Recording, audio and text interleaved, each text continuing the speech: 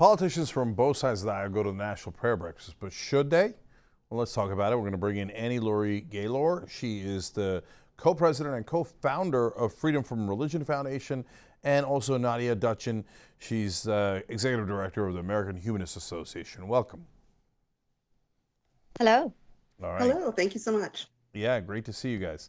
So, you guys have put together a letter saying that people should not go to the National Prayer Breakfast, and that is a tradition I've seen in American politics my whole life, where it's Democrats and Republicans go and they, kumbaya and praying together, and it's supposed to be benign and non-political and just bringing people together.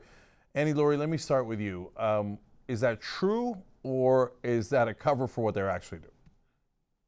It really is a cover. It's very inappropriate, first of all, because it looks like it's a governmental event. It's called the National Prayer Breakfast.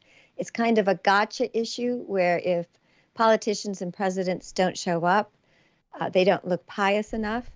But what is the worst thing about it is put on by this very untransparent group called the Fellowship or the Family that has ties over the years to dictators, profoundly anti-LGBTQ public officials, started as an anti-New Deal thing, became a very Cold War group, and it wants to say it's bipartisan. It wants to use Democrats as cover for its agenda, which is to really network and promote Christian nationalism. So, Nadya, do you have examples of what kind of Christian nationalism that they push behind the scenes? These are the folks who are, a part of the religious right, and they're behind book bans and bans on reproductive care and direct attacks on transgender young people's health care, dignity, and safety. This breakfast is not at all benign, as Laurie said. It's quite insidious, and the idea that this is something that our elected officials who are supposed to be serving all of us, this is something that they should attend. It's absolutely the last place that they should be. Yeah. So, Laurie, I know we broke a couple of stories at TYT about this National Prayer Breakfast, and yes, and there's a ton of stuff. There's the Marie Butina, the Russian spy that was invited and was working on our politicians, etc. They radicalized Mike Lindell. They're the guys who did that. I mean, how nonpartisan can you be if you radicalize Mike Lindell, right? But I'll tell you, the one that concerned me the most is their activism against the LGBTQ community throughout the world. And so how can Democrats go to something that doesn't? So for folks who don't know, give us some sense of what they do behind the scenes that is outrageous. Well, they put on this event. It is primarily, the primary financial sponsor these days is Franklin Graham, the Reverend Franklin Graham. And he openly admits it's for influence peddling, getting an entree into Congress. They have this very pious gathering where often and frequently the president shows up, and Biden showed up last year. But then after the prayer breakfast, they have all these closed door meetings. And that is what I think some good people, liberal people in Congress who don't really realize what's going on are getting hoodwinked. They show up for the public appearance, but then all of the nefarious stuff goes on afterward behind the scenes. And when you talk about the anti-LGBTQ, for example, the groups that were pushing the death penalty for being gay in Uganda were associated with the Fellowship and the Family. We had Papa Doc welcomed. We've had Suharto from Indonesia, all kinds of dictators. And in my opinion, what's the most dangerous is that what they're really going to be promoting is Christian nationalism dictatorship here in the United States. Yeah, I'm very worried about that for sure. So now, Nadya, Salon's done some great reporting on this organization. Certainly, Jeff Charlotte has, but after we did our reporting, we asked a number of Democrats if they were going to still attend, and a number of them said no. So Ro Khanna, Ted Lieu backed away. and then Ann Kirkpatrick, and then surprisingly, I was actually very surprised that we had this kind of effect there combined. Nancy Pelosi and Tim Kaine backed out. So that's right. really last great. Year. Yeah, last year. So that's Right. really great progress. But Nadya, there's this quote from one of the members that was the organizers of their events where they said, quote, "We had more influence as long as we can keep a couple of Democrats in the fold." And so how important is it to get those Democratic holdouts like President Biden to realize that this is a right-wing group and not attend? Right. It's extremely important that President Biden and other people who may very well attend on their own, it's very important for them not to go. This group has, as Laurie said, it has ties to dictators and is extremely anti-LGBTQ.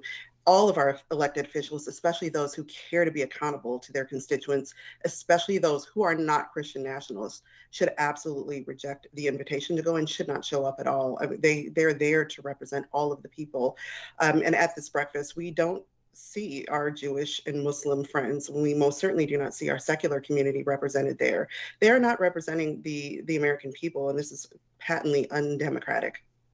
Yeah, I mean, look, if you're going to do a prayer breakfast, I'm an atheist. I signed this letter. I think it's a great letter. I totally agree. I don't hide my activism. I don't hide my beliefs. I think that so-called reporters who say they don't have an opinion are not being honest with you, right? So my opinion is clear, and I'm not going to get invited to this breakfast. I get it, okay? But why aren't Muslims and Jews invited, and Buddhists and Hindus? Why are only Christians allowed to pray? I mean, Well, once in a while they do invite a nominal rabbi, usually a very, very conservative one, and so on. They'll do a little bit of window dressing, but it's always dominated by white Christians. And usually conservative Christians are the ones who have put it on. And what they try to do is get some Democrats and some Republicans to be co-chairs.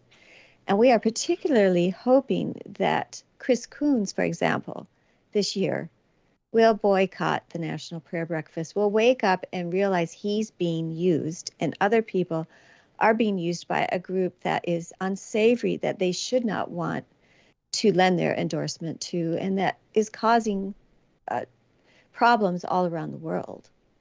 Well, there's another problem, which is that some Democrats are actually very, very conservative. So I'm not sure Chris Coons disagrees with their agenda. By the way, there's an easy way for Chris Coons to prove that he doesn't agree with their agenda by not attending. Okay, but everyone who goes is signing up for it. And if they were really non-denominational and invited everybody, they would invite progressive Christians and Jews and Muslims, etc. I'll believe it when I see a progressive imam start this by going, Bismillah ar-Rahman ar-Rahim, ashhadu an la ilaha illallah. Okay, but you're not going to see that. Okay, you're not going to I think they've had one imam once, but again, window dressing. Window dressing, and always right-wing, always right-wing. And also secretive. Why do they never tell us who's going to be there? And why do we never learn into the last minute whether the president will attend? It's just shrouded in secrecy. So, guys, that keeps going back to the same question. What's wrong with these Democrats? I mean, look, we're guessing, right? I'm not in the room with Joe Biden and Dr. Jill Biden as they make these decisions and Chris Coons, et cetera. But these folks are definitely anti-LGBTQ. They've been infiltrated by the Russians. They converted Mike Lindell into a rabid right-winger. It's funded by Franklin Graham, one of the most right-wing zealots in the country. I mean, what is it? Do you think Biden doesn't know, or he does know and doesn't mind? What is going on here? He might mind, but he's grown up in a country where politicians have been coached to wear religion on their sleeves, and where you do not offend religion, where if you're invited to a religious event to pray, you show up. It's that gotcha issue. And it's also that the president and the courts and Congress have not caught up with the changing demographics, that a third of Americans, adult Americans today, are nones, atheists, agnostics, or nothing in particular. And we don't care to have pious politicians. We don't elect them to be our pastor in chief. They're supposed to be solving problems here on earth. But I think it's just this long-standing tradition in our country never to offend religion, always to wear religion on your shirt sleeves. Yeah, I must have missed that memo. Okay, Nadya, but this is not just secular groups that are objecting now. So who else has signed the letter that's saying, no, we're part of the coalition to make sure people don't attend this? There are quite a few pastors that have joined the coalition, and many of them are themselves LGBTQ, and they are standing in the fact that this breakfast and the people who attend and the things that they talk about don't represent them, and are actually, they manifest policies that can be harmful to everyone, not just the LGBTQ community. So there are quite a few people who are Christian pastors who are a part of this coalition that are objecting to this event. All right, great. And Laurie, is there anything that viewers can do or others can do to, at least shed a light on this to get to the right answer? Well, absolutely. You can contact your member of Congress and say, I hope you're not planning to go to this prayer breakfast. And we can make it easy at the Freedom from Religion Foundation. You can go to our news link. There's an action alert, and we have a national action alert where you input your name and address, and it will go out to your members of Congress. All right, excellent. Laurie Gaylor and Nadya Dutchin, thank you so much for joining us. We appreciate it. And thank you for bringing light onto an issue that is often shrouded in secrecy. Nice to see you again. Thank you. It's a pleasure. Thank you so much. Thanks for watching The Young Turks. We really appreciate it. Another way to show support is through YouTube memberships. You'll get to interact with us more. There's live chat emojis, badges. You've got emojis of me, Anna, John, JR. So those are super fun. But you also get playback of our exclusive member-only shows and specials right after they air. So all of that, all you gotta do is click that join button right underneath the video. Thank you.